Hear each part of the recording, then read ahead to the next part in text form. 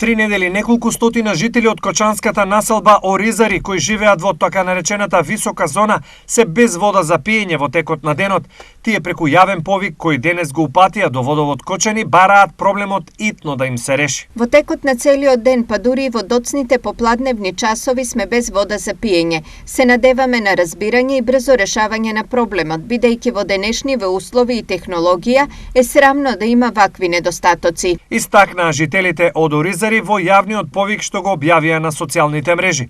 Причина за недостигот е дефект на дополнителниот цевковод со кој резервоарот за високиот дел од населбата се снабдува со вода од градската водоводна мрежа. Интензивно работиме на замена на дотреената водоводна линија. Замените се веќе 800 метри цевковод.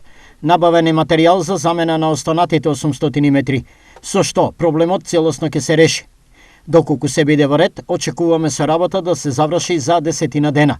Појасни за телевизија Стар Драган Ставрев, технички директор на јавното комунално претпријатие Водовод од Кочани.